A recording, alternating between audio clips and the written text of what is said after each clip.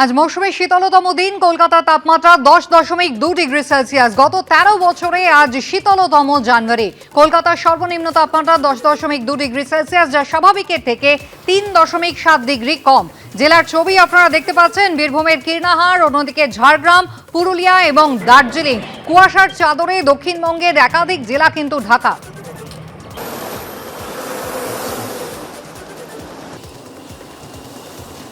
কলকাতা থেকে শুরু করে দক্ষিণবঙ্গের একাধিক জেলা শীতে রীতিমতো জবুথবু। আর অন্যদিকে আপনাদের দার্জিলিং এর ছবি দেখাই, যেখানে ঝকঝকে কাঞ্চনজঙ্ঘা দেখা যাচ্ছে মাল থেকে।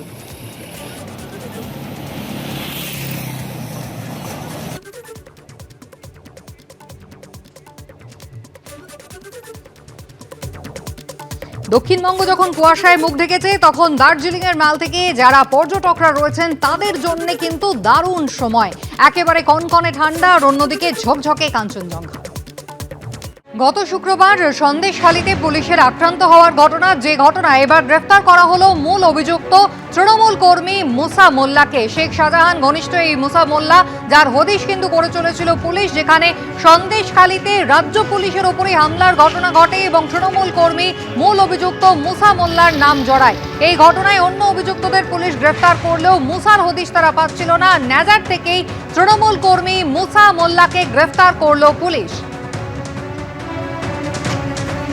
কথা বলবো, আমাদের প্রতিনিধি সমীরণ পাল রয়েছেন আমাদের সঙ্গে। সমীরণ, শুক্রবারের সেই ঘটনা যেখানে রাজ্য পুলিশকে আক্রান্ত হতে হয়েছিল এই মূল অভিযুক্ত তৃণমূল কর্মী মুসা মোল্লা, যার বিরুদ্ধে অভিযোগ ছিল এতদিন তাকে খুঁজে পাওয়া যাচ্ছিল না, আজ কোথা থেকে কিভাবে পুলিশ তার খোঁজ পেল? কুসুমিতা, গতকাল রাত 8টা নাগাদ মেজাজ থানার অন্তর্গত আখড়াতলা থেকে মুসা মোল্লা তৃণমূল কর্মী, যাকে হন্যে হয়ে বসিরহাট পুলিশ জেলার পুলিশ খুঁজছিল, অবশেষে তাকে গ্রেপ্তার করা হয়েছে এবং আজকে তাকে বসিরহাট মহকুমা আদালতে পেশ করা হবে। আদালতের কাছে নিজেদের হেফাজতে চেয়ে আবেদন জানাবে পুলিশ, এবং পুলিশ জানতে চায় যে কেন আদালতের 144 ধারা লঙ্ঘন করেছিল মুসা মোল্লা এবং কত কার ইন্ধনে পুলিশের ওপর হামলা চালিয়েছিল। গত শুক্রবার রাতে বাসন্তী হাইওয়ে লাগোয়া চুচুড়া মোড়ের কাছে মুসা মোল্লার বাড়ি।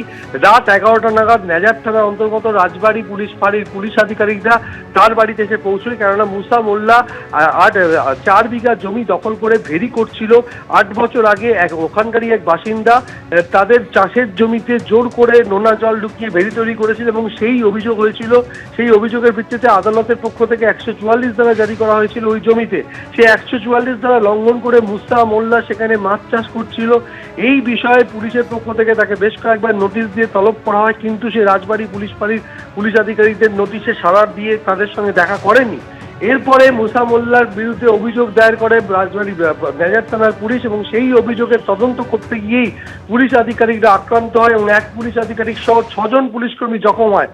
তার বাড়িতে যখন রাত 11টার সময় শুক্রবার এসে পৌঁছয় নেজার থানার অন্তর্গত রাজবাড়ি পুলিশ পাড়ার পুলিশ আধিকারিকরা, তখন সে অনুগামীদেরকে ফোন করে এবং তাকে যখন পুলিশ জোর করে পুলিশের গাড়িতে তুলতে থাকে, তখন তার অনুগামীরা ছুটে আসে এবং পুলিশের কাছ থেকে তাকে ছিনিয়ে নেয় এবং পুলিশকে লাঠি বাঁশ দিয়ে মারধর করা হয়।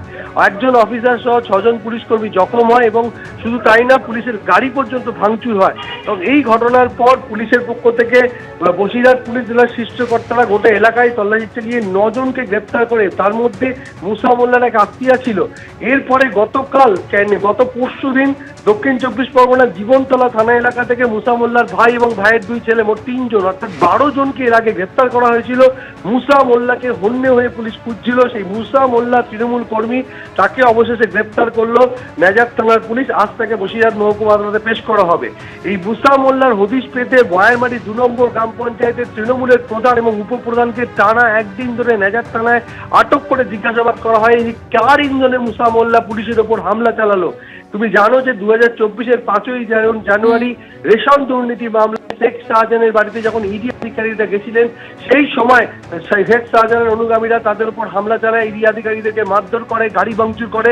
তার 2 বছর যেতে না যেতেই এবার রাজ্য পুলিশ সেই একই নেজার থানা এলাকাতেই তৃণমূল কর্মীকে একটি মামলায় গ্রেপ্তার করতে গেলে তাদের অনুগামীদের হাতে আক্রান্ত হতে হয়। এবং যেহেতু পুলিশের ওপর হামলা চলেছিল, সেই কারণে মুসা মোল্লাকে পুলিশ হন্যে হয়ে খুঁজছিল এবং পুলিশের বিভিন্ন জায়গায় পারিপার্শ্বিক তথ্য প্রমাণ এবং সোর্স ইনফরমেশন কাজে লাগিয়ে অবশেষে পুলিশ হদিশ পায় যে গতকাল আখড়াতলা এলাকাতেই মুসা মোল্লা রয়েছে। আখড়াতলা নেজার থানার খুব কাছাকাছি বেতনি নদীর ধারে একটি এলাকা।